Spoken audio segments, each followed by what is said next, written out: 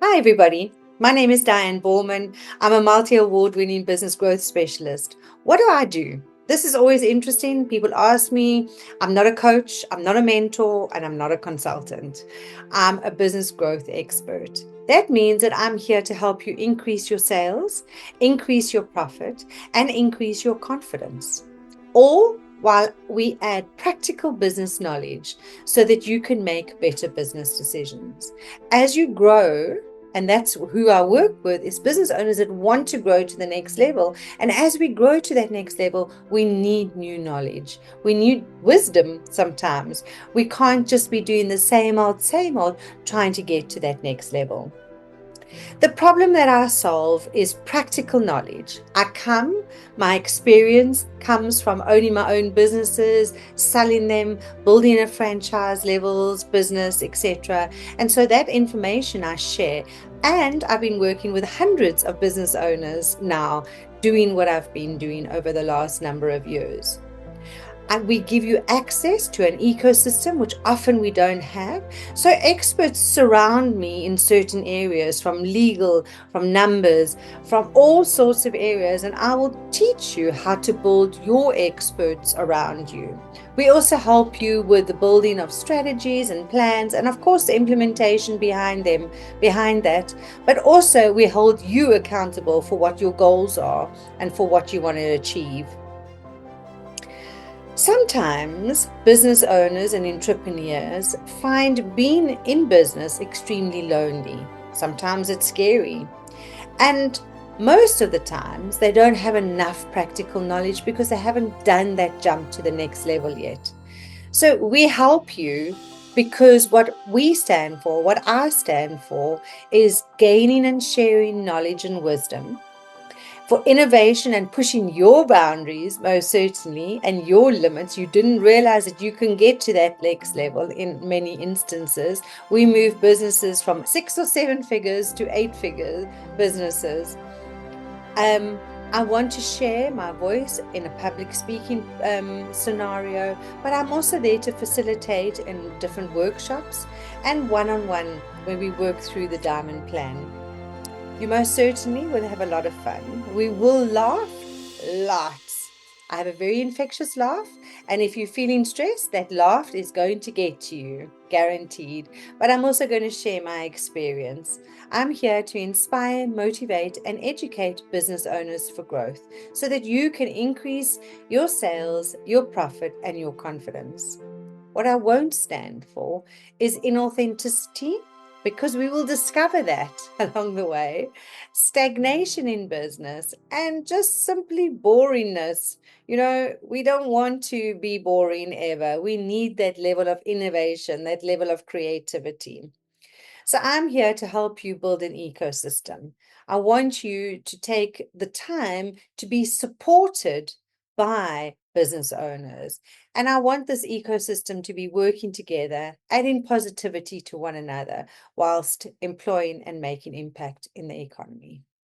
A huge thank you to Chris for joining us today. Chris has been designing my website and logos and stuff for the last number of years. And he only gets a one-liner from me to say, "This is what I want. Just do it." And it's amazing his team is able to decipher out of the cryptic information. And my website has always looked phenomenal, and my logos are absolutely stunning. And apart from that, things like infographics, which is becoming more and more relevant nowadays. So really understand how design changes businesses and levels of professionalism is really important. But apart from that, Chris has really worked on websites for a number of years. And I think his knowledge is going to be something that we all need to understand, because it's a big asset. We pay a lot of money for a website and then we do nothing with it. So is it still relevant is one of the questions I would like Chris to answer. Do we need a website? Or can we just have our LinkedIn page like a lot of people think that they can have, and they think that that's then becomes relevant? Or is website still a commodity to have as an asset for the future? So we are really looking forward to have Chris online with us and to have all your knowledge shared with us. His business has grown phenomenally over the last 10 years, which we discovered today. His business is 10 years old, so he has a huge amount of knowledge to share. So huge thank you, Chris, and looking forward to hearing from you. Awesome. Thank you so much for the opportunity, Diane. Really appreciate it. It's great to be here. Yeah, just a quick overview of who I am. Chris Pretorius, married to my wife, Lindy. I've got 2 little kids. One is turning 8, the other one just turned 5, and they're eating us out of the house. And yeah, as Diane said, business about 10 years. I've been in the industry for about 20 years. And yeah, really this morning, I'm hoping to share with you guys a little bit on the opportunities that are inside of your website and to see how you can leverage those type of things. So let's quickly just share screen. Okay, good stuff. All right, so I'll get into some of those little questions that Diane threw at the end there, but let's maybe start focusing on turning your website into a money-making machine, lead generation powerhouse. I think that's what everybody, sort of wants to do. And a lot of the business that we do is revolved around this type of thing. So the big question is how. So I'm really going to be sitting at like a 30,000 level, overview. There's a lot of other things, but these are kind of the main things that we see coming and going, and things that you guys can potentially use in your own businesses. So the first thing is to understand the untapped potential. Your website, more than just an online brochure. So a lot of people, most people just use it as an online brochure. And there really is a way to untap revenue and leads out of your website. And that's really what I want to be able to show you guys. Then through strategic design and development, you can transform it and it can start doing specific things. Certain functions can come out of that. And in this talk, really, we're going to be exploring some of the actionable ways to monetize and to potentially stimulate leads out of your site. So first one, monetize strategy 1, direct sales. So this is probably the most obvious one that everybody has seen or have engaged with, which is e-commerce. So online store, selling something directly from your website. It can be physical, it can be digital products. And this is probably one of the easiest business models to set up, but the hardest to actually, sustain and make work and make money from. Because it's running a business digitally is inherently hard. And it's, one thinks, oh, great, I can just set it up and, I've got product in my garage and I can sell it and it's just going to fly off, but it's not the case. Like there's a lot of hard work that goes in, but it's still, it can run from a website, which is incredible. Then the other way of doing e-commerce is through, I'm sure some of you have heard of drop shipping. So now drop shipping in layman's terms is really where you don't sit with the stock. So the stock is not in your garage. It's not something you produce. Your website is really just a catalog of someone else's stock. So there's a lot of companies in China, India, South Africa that warehouses, they have stock, they have product, and you are selling it for them. So what happens is someone goes into your store, normal e-commerce process, gets sent to the company and they do the fulfillment, meaning they pack it and send it to the client. And you have to just deal with client service and returns and marketing and stuff like that. So this is really the big, obvious, and direct selling way that a website can make money. Then monetize strategy 2, services and content. So this is probably where a lot of you guys are at and where a lot of opportunity is to make money through your site.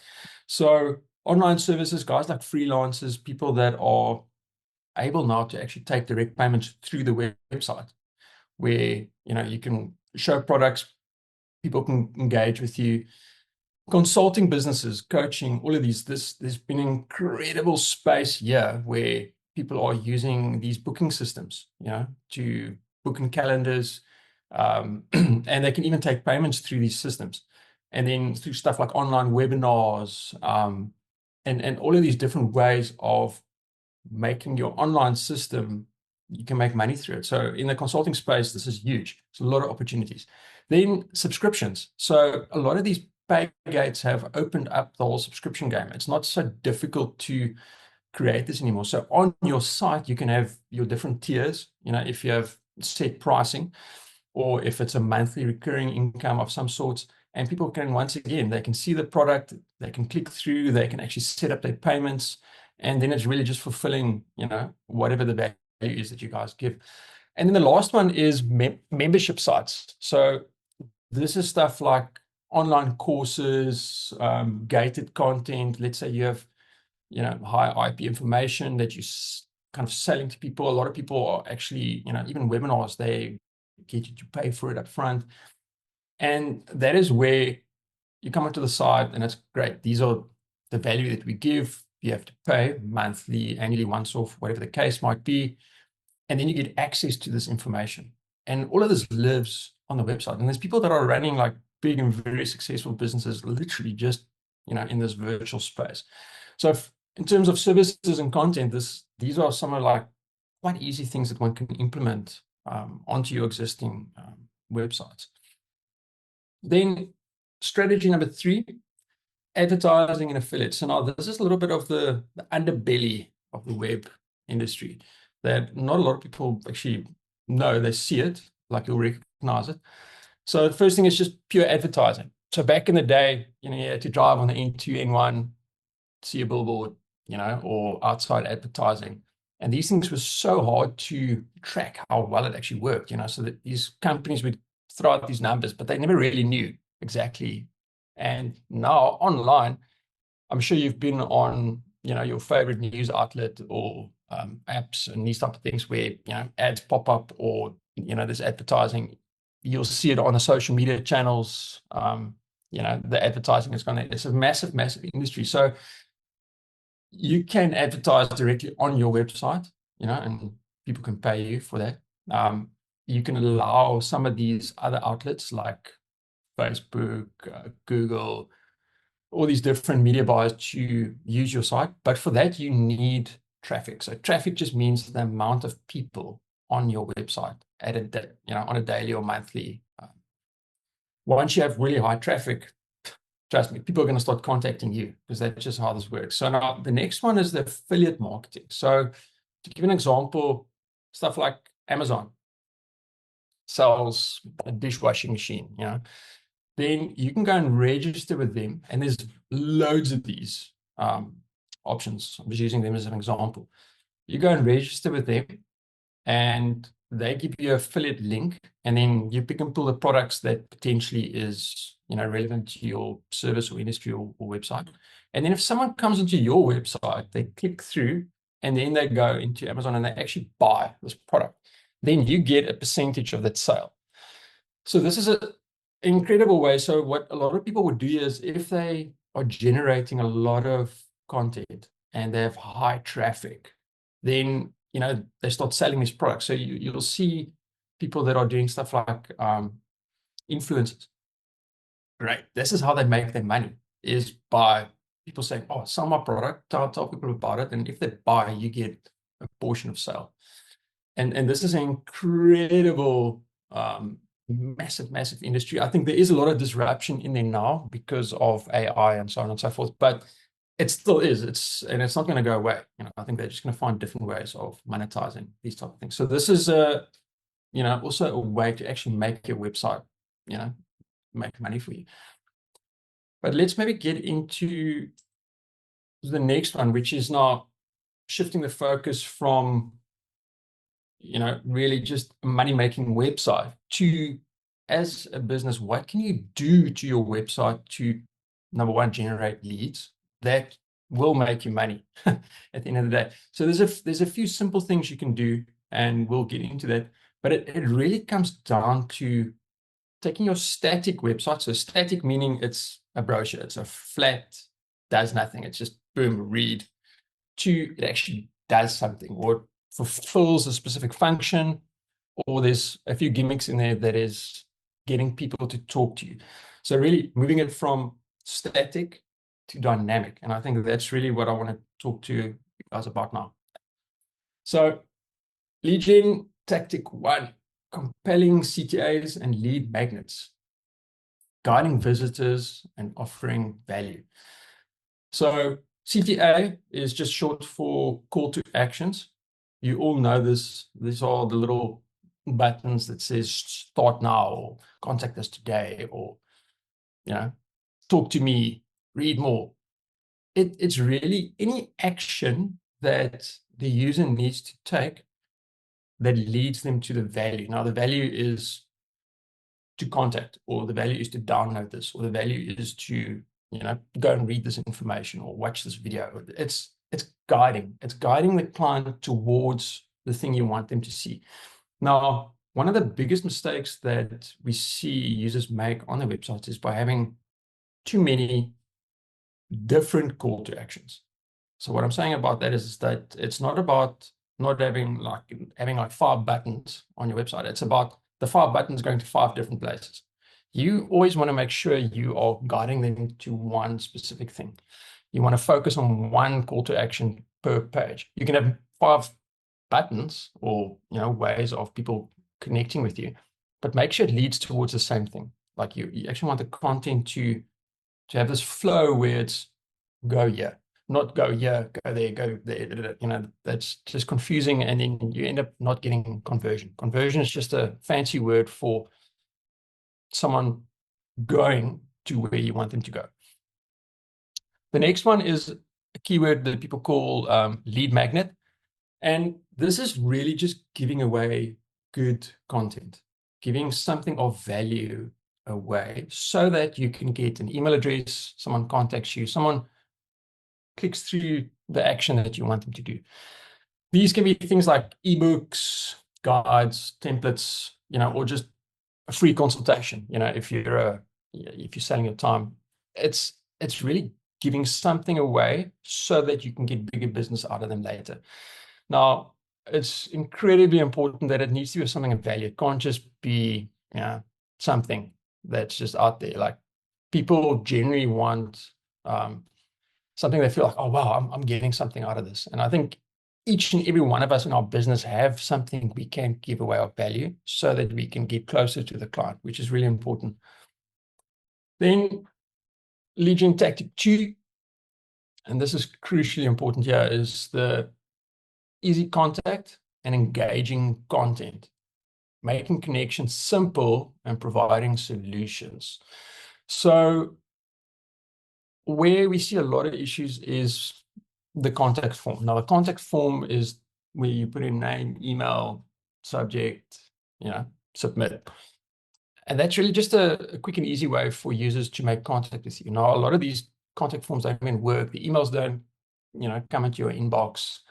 There's no call to action that leads people to that. It's difficult to find. Or a lot of people just have, their email address on there, and then you just get spammed. So this is also a way of preventing, a lot of these spam bots or people that you don't really want to be talking to, So you want to make sure your contact form is easy to use, make sure it's clear, it's simple, and that it actually works. It's crucially important. Then another big opportunity missed is blog content. So for those of you that have WordPress sites, you'll be familiar with the word blogs. Just a fancy jargon word for creating an article or writing some content, just a basic page that is answering the question. It is actually taking something in your business that people are struggling with and you figured it out, or writing about an experience or something like that, because I can guarantee you there's loads of other people that are having the same issue. We're not unique. We're not the only ones struggling with stuff. And by talking about it in your industry, you don't always have to create this PhD, document. It's just a case of getting in a habit of actually logging your wins, your successes, these type of things. And by doing that, you are answering the audience questions, and you are creating what they call search engine optimization. So SEO, or organic traffic, meaning by writing blogs, Google looks at these pages, picks out keywords. Google decides how relevant is this content compared to everybody else's, and it gives you a ranking. And then when people are searching for something specific and it feels, oh, wow, your page is a good fit, it puts you at a certain level in the search parameters. Once people come onto your site, that's incredible because now they're reading your content and you could potentially have a call to action to something, of value that they can go to. So this is really a good opportunity and probably the first thing most people should do, just as a, once a month, just add something. It's not that difficult, and it's going to help you a lot. Then tactic number 3, social proof and optimization, building trust and improving performance. Once again, big missed opportunities is create case studies. We're doing work all the time. We have happy clients. If they're paying you, they're happy. Well, they should be happy. Talk about it. Explain, why was this a successful project or service or whatever you do, and put that on your website. That could be a great blog content, or have a section of case studies. A lot of times, when you have a new prospect or lead or someone that you're talking to, potentially is like, have you done this for my business before? How do I know you are going to, what is the likelihood of success? Case studies, incredible tools to use. Testimonials. Don't just have these fake testimonials on your site and it stays there for the next 10 years. Constantly get your clients to say, what did they like about your business? What didn't they like? I wouldn't put that on the site, but that's more important for you as a business to grow. But make sure you upload new testimonials. Do a video with your client. Ask them, listen, can we pop this on the site? That's social proof. That's incredible stuff. But yes, you need to have social media channels. You need to have those things linked onto your site. But this is a great way of having it physically on your website. Then one of the last things that is crucially important is to understand what works and what doesn't. Website analytics. So there's so many great tools out there. I'm sure all of you are familiar or have heard of Google Analytics. It's tracking on the back end. And really what this does is it tells you where people are coming from, which pages they are going to, how long they're staying on the pages, are they engaging with it? And with this information, you will start seeing, hey, well, a lot of people is reading this blog article about this specific thing. So this is a real industry question. Should I be pushing this, high up? Should I make it easier for people to read this? Is this going to position me as a specialist or as a, as someone that actually understands this thing in the industry? So by having this information, you can actually restructure your website to be more optimized, to be easier for users to engage, to get more business, to monetize more. So it's really important, so make sure to ask your web admin or people that's helping with that stuff, do you have tracking, and can you access that information? Do you understand what that information means? Crucially important. So in conclusion, and some potential next steps is to unlock your website's full potential. All of us as businesses have an opportunity. So really, it's just to go and take the time and think. Business that you do, the website, is there a connection? Can I tap into some sort of income stream on the site? Can I make it easier for my users to pay me? Really go and looking at what can I add to my website that's going to make it from static to dynamic. So, sorry, that's actually the second point, is there's definitely something one can do. So it's really just analyzing and seeing, well, which of these things can I do? If it's just looking at your call to actions, if it's just making sure your contact forms work, if there's something of value you can guide people towards. And then the last thing, which is crucially important, is keep it simple and specific. Try to not sell too many things on, so I'm talking about one specific page, or, if you're on a place, try and focus on one thing at a time. Call to action, get them to one place of value. This really, we've just seen that these type of things convert the best. If you're selling 5 things on one page, difficult. The conversion rates aren't that great. But if you're talking about one thing, so just a top tip, if you have let's say you've got 5 different types of services, have a dedicated page for each service that just talks about. So if someone lands on that service page, he doesn't have to go anywhere else on your website. he can see everything he needs just on that one page. Those tend to convert a lot better. If you do send traffic somewhere, make sure it goes to your page that talks about one very specific thing. These are really going to help and assist you guys to go further than that. And yeah, that's, so this is really some of the high level ways for you guys to turn your website into a money-making machine, but then also just to make it easier for your users to connect with you so that you can give your product and service to them of high value. So yeah, thank you so much.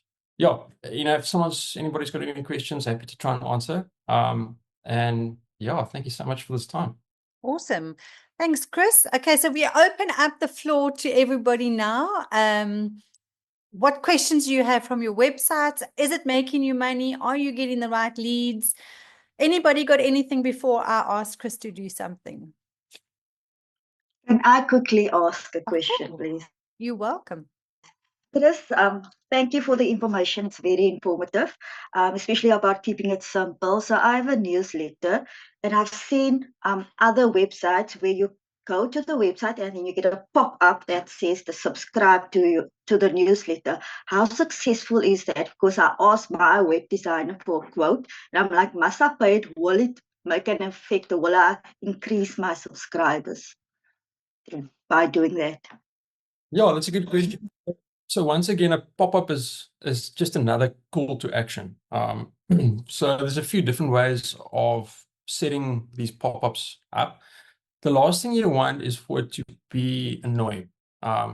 So I think the mistakes a lot of people do is once you land onto the page, there's this pop-up, and it's like, whoa, subscribe here. And it's like, whoa, okay, I actually just want to see what's going on.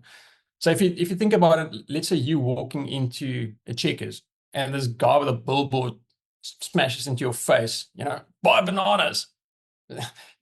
Maybe you're going to go buy a banana after that, but you might get a little bit annoyed, like, oh, get out of my face. I want to go and check out the chocolates first, So it's the same thing on the website. So there's a technique where it's a delayed pop-up. So you call it 10, 15 seconds or whatever. So once people come onto the page, they can just meander, they can check out stuff, and then pop-up comes up. And it's like, hey, check out our newsletter. And then also not being too salesy about it, I think that those generally help a lot. But yes, a definite great tool to use, and I think you should be using it. Just try and be as gentle as possible with those type of things, not too aggressive. Nice. That's a good answer. Louisa has a question about subscriptions. What's your question, Louise? Unmute. Put your video on. Ah, sorry, here I am. Thanks, Diane. Hi, Chris. I have a question. We do frozen baby foods, and we've got 4 stages. So we've been working on a subscription option. But now, once you go it's all age appropriate. So once you go from stage 1, move over to stage 2 foods, the box that we put together, the prices differ. So is there a way that people can sign in for a subscription, but the amount changes once they move over from one stage to another without them actually having to, do a EFT or make an actual payment, that it can automatically, like say you get a reminder to say, okay, your child is now 10 months old. Are you ready to move on to stage 3? And do you accept this amount for it? Do you have any advice on how to do something like that? Yeah, it's a very good question. So it really depends on your pay gate. So the people that are helping you to aggregate the money, they will have certain options for you because there's a lot of regulation around, changing subscription amounts. So Yes. you can't just willy-nilly change it, because then you get into a bit of trouble and having some unhappy customers. So look, there's probably a complicated way, depending on the pay gate, if they have an option for you to change amounts after a year. So some of them have these high-level functions. The other way is to literally just get the people to, set up some sort of reminder that, okay, it's time to move to the next tier. Hey, you're the next tier. We'd really love to, you to continue joining us. Boom, here's a new link. And then they just register at the new price. So that's probably the most cost-effective way of actually doing that, instead of Okay. designing, some sort of automatic way, because then you have to get people to agree to that up front. And yeah, it's Yes, yes. Okay, fantastic. Thank you so much. brilliant. Interesting question. Anybody else with a question for Chris on your websites? All calm. Everybody's making lots of money from the website, I take it. So I have a couple of questions, of course. You spoke about membership and subscriptions. So membership, what makes you an expert that people will want to join your membership on your website? How do you create that in a way that everybody online can have a membership-based website as well, or offering? What do you think that they need to do on their website to create that level of expertise that most people need to see first? Yeah, that's a good question. So I think I mentioned this word throughout the whole presentation, was value. And what of value that someone wants? If you have something of value that someone wants, you can have a membership site of some sort. So really the membership site is, once again, is where you can have different tiers. You can have X content, X and Y, X, Y, and Z type of content, and people have to pay for the specific ones. And then also, like, I think that these are great for things like online courses, or people that are putting new things in, getting access to like really premium webinars or whatever. So there's a lot of options there, but it all comes down to, are you answering a question that people want answered? And I think that's really the bare bones of it. If you've got ice cream on a hot summer's day on the beach, you're in demand. So it's making sure you've got something that people want. Then it's quite easy to create some sort of membership portal around it. Nice. And you speak about the traffic for advertising and affiliates or influencers or whatever. Give a quantity, like how many people do you need to have coming onto your website in order to start looking at the advert side of things? Because I know a lot of people online here today have a substantial amount of followers. I'm not sure how many people go onto their websites, but how many do you think is an appropriate number before you get into that advertising space?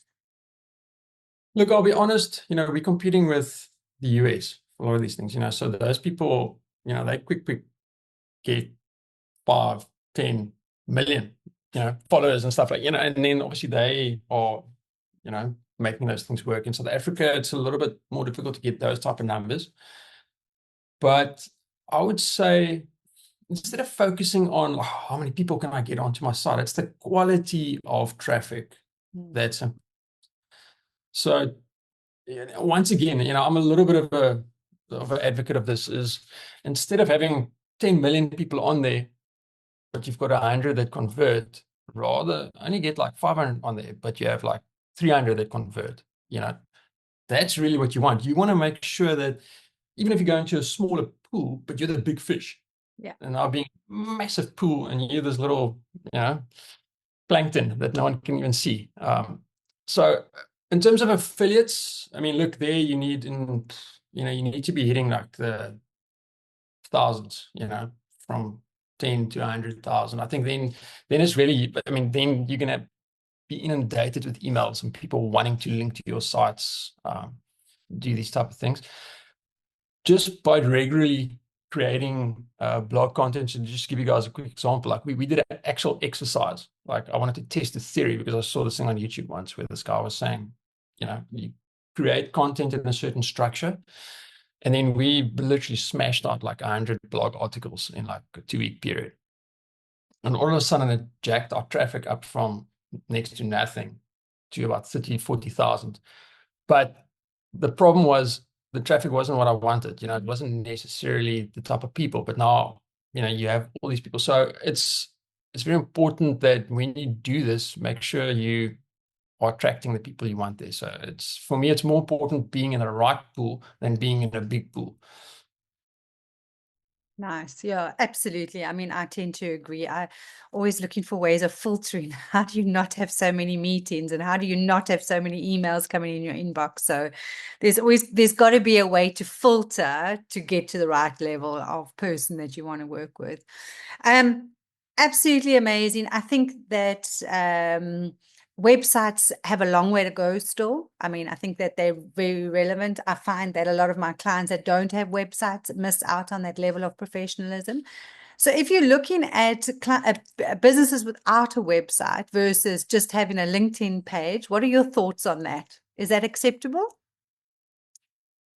Well, look, so there's a term where they say if you have a URL, so you have a domain name, that is a little bit like a poor man's trademark.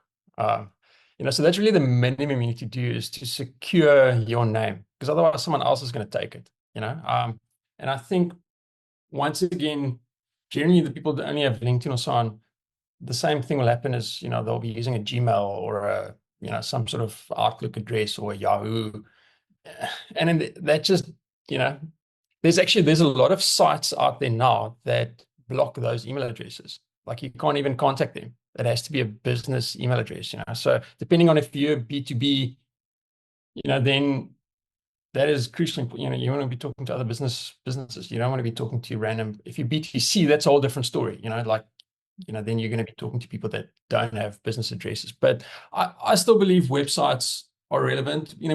We at the forefront of seeing how things are changing. There's AI, there's all this stuff, but it's such a massive, massive industry, and it's still just the easiest way to put your business out there.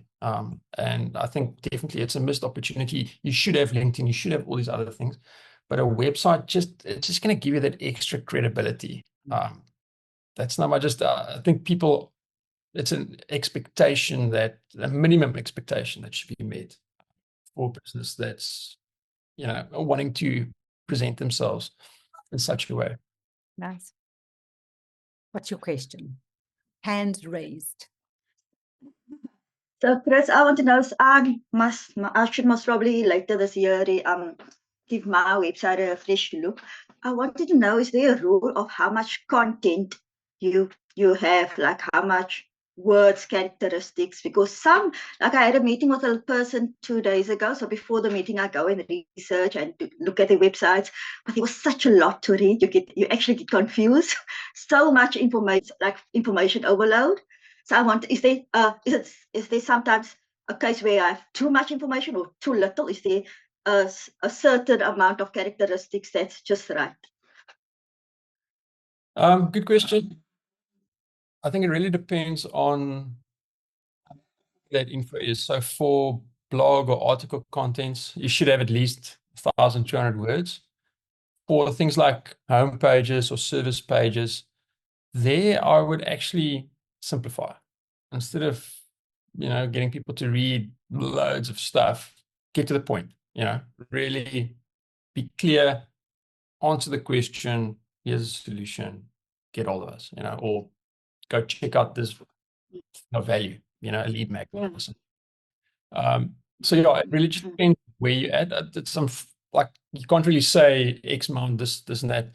For blogs, 1,200 words, those work great. Then Google loves it. But remember, that is really now just to gain traction, keywords, stuff like that. But for home pages and so on, it's more important to answer the correct user's question, tracking the right people. So if you have to use 200 words, go for it. If you can do it in 20 words, even better.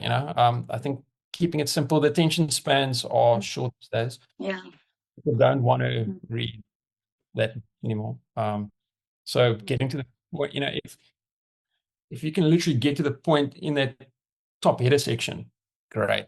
That's really, a lot of people get there and then they bounce off. They don't even go down. So, yeah.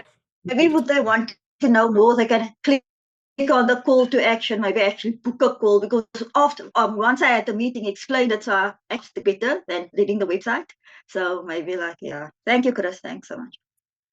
Chris, how relevant do you think videos are on websites now? Because that could solve some of those issues, could it not? Yeah, videos are great. I mean, if you have good video content. So video is also a little bit like, if it's lousy, then it can work against you. But if it's good quality, I mean, it's just visual engaging. I think we are a generation that likes to consume information quickly. So is always a great tool. It's movement. It creates a bit of momentum, and yeah, definitely. I mean, you'll just see like if in the big social media channels, like your TikTok and these oaks that have it's pure video, YouTube. I mean, they are killing it, So you should be using the stuff on your website, definitely. Yeah. Nice. Any further questions before we say a huge thank you to Chris for jumping online this morning? I see Karen has put a comment down to say most traffic to her website is through Google Business, which is really good. It's a really nice way of bringing in leads. But then would be the question, once they're on your website, what do they do? So is there a call to action, like Chris said earlier? What do you want them to do from a dynamic point of view? They've got to do something rather than just read content.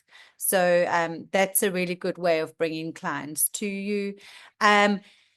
Chris's company is VRD Studio. So if anybody wants to get hold of him, please do not spam him. But you're welcome to have a chat with Chris about your websites.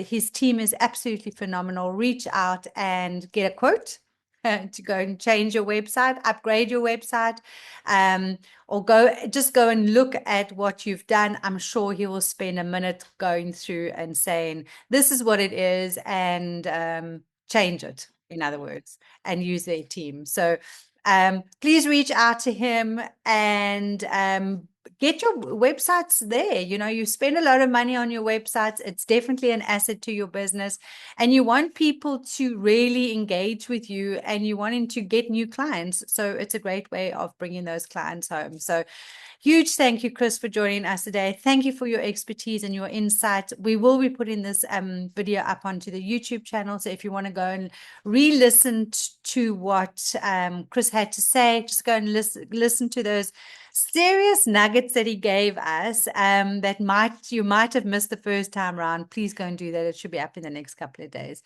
Huge thank you, everybody, for joining us. And if there's no further questions, then we will say goodbye and see you again next month.